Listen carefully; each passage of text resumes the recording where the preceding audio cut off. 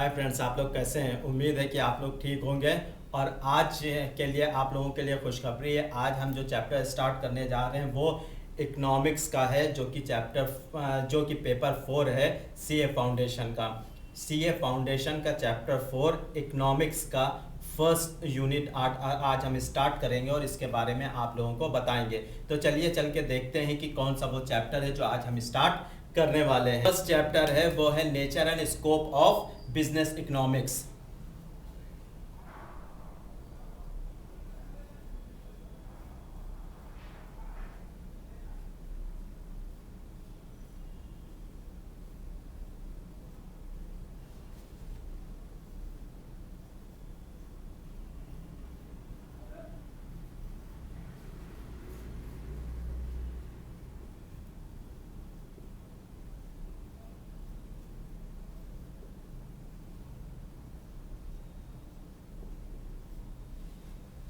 आज डेट क्या है? डेट है 29। तो आज हम किस चैप्टर का स्टार्ट करने जा रहे हैं? जैसा कि आप लोग यहाँ पर देख रहे हैं, जो फर्स्ट चैप्टर है nature and scope of business economics. तो nature and business scope of economics के बारे में आज हम आपसे बात करेंगे और इससे सारी डिटेल्स पूरी की पूरी यहाँ पर आज आप लोगों के साथ शेयर करेंगे। तो चलिए स्टार्ट करते हैं। और सबसे पहला जो टॉपिक है वो इंट्रोडक्शन है। सबसे पहली जो बात की गई है वो इंट्रोडक्शन है। तो इंट्रोडक्शन में आज हम लोग क्या सीखेंगे वो देखते हैं। जो इंट्रोडक्शन है उसके अंदर जो सबसे पहला पॉइंट है वो है what is economic about. Economic किस चीज़ के बारे में, इस चीज़ को समझने की कोशिश करेंगे। क्या है? What is economic is about. क्या है topic? What is economic about. क्या है नाम? ओइकोनोमिया। सॉरी, क्या नाम है वर्ड का? ओइकोनोमिया। इसका मतलब क्या होता है? इसका मतलब होता है हाउस होल्ड। ये कहां का है? ग्रीक का। ये बात समझ में आई? ये वर्ड क्या है? ग्रीक का है। इसका मीनिंग क्या है? House hold. अब यहाँ पर ये समझने वाली बात है कि ये कब हुआ था।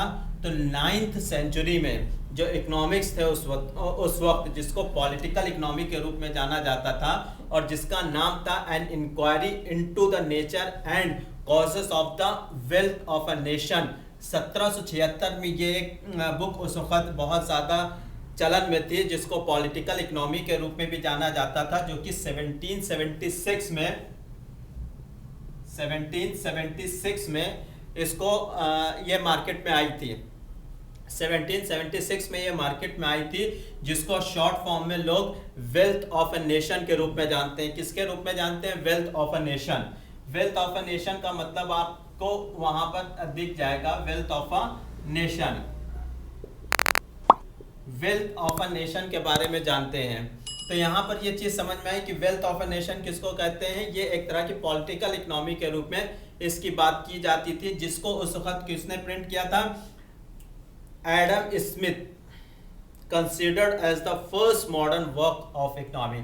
एडम स्मिथ जो थे, उनके द्वारा सबसे पहले इकोनॉमिक वर्ड्स को मॉडर्न इकोनॉमिक वर्ड्स के रूप में जाना गया था, या कह सकते हैं कि एडम स्मिथ जो है वो मॉडर्न इकोनॉमिक के जनक के रूप में जाने जाते हैं। एडम स्मिथ का नाम लगभग सभी लोगों ने सुन रखा होगा, एडम स्मिथ।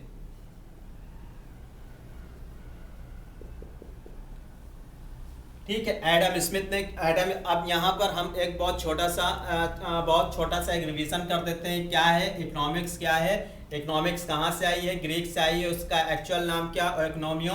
उसका मतलब क्या होता है? हाउस होल्ड उसका मतलब होता है। उस वक्त जो 19th सेंचुरी में इकोनॉमिक्स को जो पॉलिटिकल इकोनॉमिक्स के रूप में जाना जाता था, ये बुक जो थी वो कहाँ से ली गई थी? Inquire in the nature and causes of the wealth of a nation. 1776 में वहाँ से इसको लिया गया था, जिसको शॉर्ट फॉर्म में हम लोग वेल्थ ऑफ अ नेशन के रूप में जानते हैं। ये किसके द्वारा कंसीडर की गई थी? एडम स्मिथ द्वारा, जिन्होंने सबसे पहले एक मॉडर्न इकोनॉमिक्स का जो कह सकते हैं शुरुआत है उन्होंने ही किया था। तो यहाँ पर इतनी चीजें समझ में आई। अब यहाँ पर एक चीज और बता दें कि बाकी चीजें और भी इकोनॉमिक्स के बारे में, बिजनेस इकोनॉमिक्स के बारे में हम सारी चीज़ें एक्सप्लेन करने से पहले एक छोटा सा आप लोगों के साथ कह सकते हैं कि एक सिचुएशन क्रिएट करते हैं और उस सिचुएशन के हिसाब से हम आपको इकोनॉमिक्स की एक्चुअल मीनिंग समझाने की कोशिश करेंगे। सिचुएशन ये है कि मान लीजिए किसी स्टूडेंट का या किसी बच्चे का बर्थडे है और बर्थडे होने के बाद उसको उसकी फैमिली से या उसकी मदर से 1000 रुपये उसके बर्थडे गिफ्ट दिया जाता है, लेकिन 1000 रुपये बर्थडे गिफ्ट देने के बाद उसकी मदर ये कहती है ये 1000 आपके हैं और आप जिस तरह से चाहो उस तरह से इसको एक्सपेंसेस कर सकते हो, इसमें कोई जवाब आपको नहीं लेने वाला या कोई आपसे नहीं पूछेगा कि वो 1000 रुपये आपने कहाँ खर्च किए। तो उसके साथ कुछ सिचुएशंस, अगर आप उस बर्थडे को आप अगर देखें कि जो 1000 रुपये उसकी माँ के द्वारा दिए गए थे, उसके बाद पास बहुत से ऑप्शंस आ जाएंगे। पहला ऑप्शन क्या हो सकता है कि वो अपने दोस्तों को पार्टी दे सकता है। दूसरा ऑप्शन क्या हो सकता है कि वो अपने लिए कुछ चीज़ें खरीद सकता है। तीसरा ऑप्शन क्या हो सकता है कि वो कहीं खाने के लिए जा सकता है, किसी रेस्टोरेंट में मूवी देखने जा सकता है। चौथा ऑप्शन क्या हो सकता है कि ये कोई बुक खरीद लेता है और बाकी मनी को वो सेव कर लेता है। तो 4 ऑप्शन दे दिए गए। तो ये 4 ऑप्शंस दे दिए गए कि एक में वो एक में सेव कर सकता है, एक में फ्रेंड्स को पार्टी दे सकता है, एक में मूवी जा सकता है और एक में रेस्टोरेंट में खाना खा सकता है, या वो बाकी जो पैसे हैं उसको सेव करके वो खरीद सकता है। तो ये 4 इस तरह के ऑप्शंस दिए गए हैं। अब यहाँ पर यह है कि ये सारे ऑप्शंस उसके पास अवेलेबल हैं, लेकिन यहाँ पर इन ऑप्शंस को बताने के पीछे सबसे बड़ा रीज़न क्या है। नोटिस करिए इस बात को कि अगर हम इकोनॉमिक्स के पॉइंट ऑफ व्यू से देखते हैं तो सबसे बड़ा रीज़न क्या है। क्या सबसे ज़्यादा आपने नोटिस किया होगा, आपके पास ऑप्शंस बहुत हैं, लेकिन आपके पास उन ऑप्शंस की जो चॉइसेस हैं उसके लिए आपको क्या करना पड़ेगा, किसी एक चॉइस को या एक चॉइस को आपको इग्नोर करना पड़ेगा, या कह सकते हैं कि आपको उन चॉइसेस को किल करना पड़ेगा और उसकी जगह पर सिर्फ एक ही चीज़ को आप चूज कर सकते हो। ऑप्शंस 4 हैं, लेकिन इन चारों ऑप्शंस के पीछे आप नहीं भाग सकते हो। उसके सबसे पीछे रीज़न ये है कि आपके पास जो पैसे हैं वो कितने हैं, 1000 रुपये हैं, ना कि 2000 रुपये। अब यहाँ पर ये बताया गया कि 1000 रुपये में आप किस तरह से अपनी डिज़ायर को सेटिस्फाई करते हो। अब यहाँ पर जैसे आपसे बताया गया कि आपके पास इतने ज़्यादा ऑप्शंस हैं, अवेलेबल हैं, लेकिन उन सारे ऑप्शंस को पूरा नहीं किया जा सकता। उसके साथ कुछ सिचुएशंस, कंडीशंस लग गई। क्योंकि आपके पास जो सोर्सेस हैं वो क्या हैं, लिमिटेड हैं। यहाँ तक बात समझ में आई। आप सेटिस्फाई क्या कर सकते हो, आप मैक्सिमम सेटिस्फैक्शन यहाँ से ले सकते हो, लेकिन आपकी जो डिज़ायर्स हैं वो सारी हो सकता है पूरी नहीं हो, क्योंकि आप हर चीज़ के लिए आप एक चीज़ तो कर सकते हो, लेकिन उसके लिए बाकी चीज़ों को आपको इग्नोर करना पड़ेगा।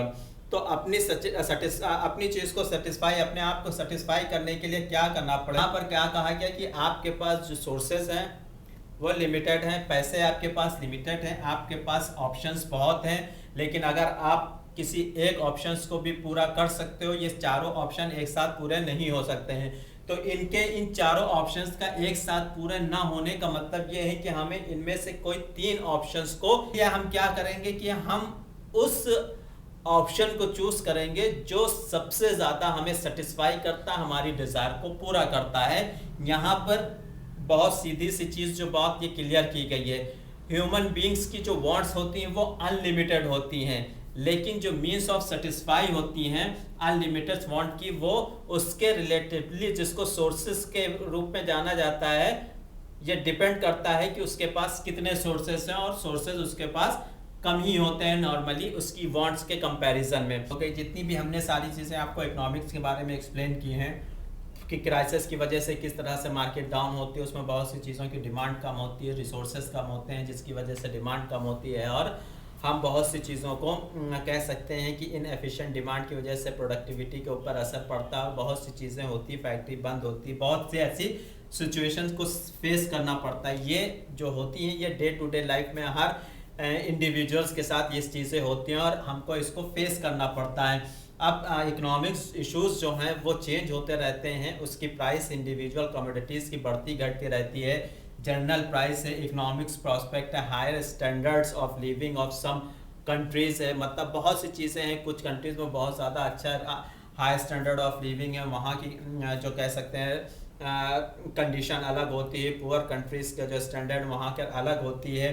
कुछ एक्स्ट्रा ऑर्डनरी प्रॉफिट्स कुछ लोग अर्न कर रहे होते हैं, कुछ लोग बहुत ज़्यादा डाउनफॉल पर जा रहे होते हैं। तो डिफरेंट टाइप के रीजंस होते हैं और उन रीजंस को समझना भी बहुत ज़्यादा ज़रूरी होता है। तो फंडामेंटल जो कंसर्न है वो यही है इकोनॉमिक एनालिसिस करने का, कि हमें वाइड रेंज में जो इकोनॉमिक इश्यूज़ हैं, ठीक है, उसको हम किस तरह से कैलकुलेट कर सकते हैं, एक फ्रेम में लेकर आ सकते हैं और चीज़ों को समझ सकते हैं कि उसके पीछे के जो रीजंस हैं वो क्या क्या हैं और किस तरह से इकोनॉमिक्स को के जो इश्यूज हैं उनको टैकल किया जा सकता है, हैंडल किया जा सकता है। यहाँ पर क्या बता दिया गया कि हमें क्या करना होता है कि हम स्टडीज़ पे इकोनॉमिक्स के जो इश्यूज़ हैं, उनको प्रॉब्लम्स हैं, उनको टैकल करते हैं। उसमें बहुत से डाउट्स होते हैं, उनको समझने की कोशिश करते हैं और हमें बहुत सी ऐसी प्रॉब्लम्स होती हैं, चीज़ें होती हैं जो हमें समझ में आती हैं। जो स्टूडेंट्स हैं वो प्रॉब्लम को उनके प्रोस्पेक्टिव के हिसाब से समझने की कोशिश करते हैं। तो यहाँ पर ये पूरी चीज़ जो हमें एक एक चीज़ें एक्सप्लेन की गई हैं, वहाँ पर सिर्फ उनके इस बात को या इंट्रोडक्शन में या व्हाट इज़ इकोनॉमिक अबाउट में हमें समझने की जो ज़रूरत है। हम कहना क्या चाहते हैं? हम कहना ये चाहते हैं कि हमारी जो इकोनॉमिक सिचुएशन है वो क्या है कि दिन पर दिन एक्सपैंड होती जा रही है। हम इकोनॉमिक्स को बहुत बड़े लेवल पर लेकर जा रहे हैं और उस बड़े लेवल पर ले जाने के वजह से हमें उसको बिजनेस इकोनॉमिक्स के रूप में या बिजनेस के रूप में उसको कैसे देखा जा सकता है। पहले कंडीशन ऐसी नहीं थी, पहले से हमें उसे बिजनेस के पॉइंट ऑफ व्यू से नहीं देखते थे, लेकिन अभी हमें क्या है उसको बिजनेस पॉइंट ऑफ व्यू से भी देखना पड़ेगा, क्योंकि ये सिर्फ हमारी कंट्री में नहीं बल्कि ऑल ओवर वर्ल्ड जहाँ जहाँ पर भी इकोनॉमिक्स का जो इंपोर्ट एक्सपोर्ट परचेजेस या जो भी इकोनॉमिक एक्टिविटीज़ होती हैं उसमें हमें इन सब चीज़ों को समझना बहुत ज़रूरी है, जिससे हम अपनी इकोनॉमिक कंडीशन को बेहतर कर सकें और इकोनॉमिक्स को बहुत अच्छे से टैकल कर सकते हैं। सिचुएशंस जो हैं उनको हैंडल किया जा सके। जब हमें बिजनेस की एक्चुअल प्रॉब्लम ही नहीं पता होगी तो हम उस प्रॉब्लम को टैकल कैसे करेंगे, और ये चीज़ तभी हम समझ में आ सकती है जब हम उसको बिजनेस इकोनॉमिक्स या के पॉइंट ऑफ व्यू से समझे, यानी कि इकोनॉमिक्स को बिजनेस के साथ मिक्स करके देखा जाए तो वो ज़्यादा अच्छे से समझ में आती है। उम्मीद है कि ये जो इंट्रोडक्शन है व्हाट इज़ इकोनॉमिक अबाउट ये आपको समझ में आया होगा। अब जो सेकंड पॉइंट है मीनिंग ऑफ बिजनेस इकोनॉमिक्स, इसके बारे में बात करते हैं।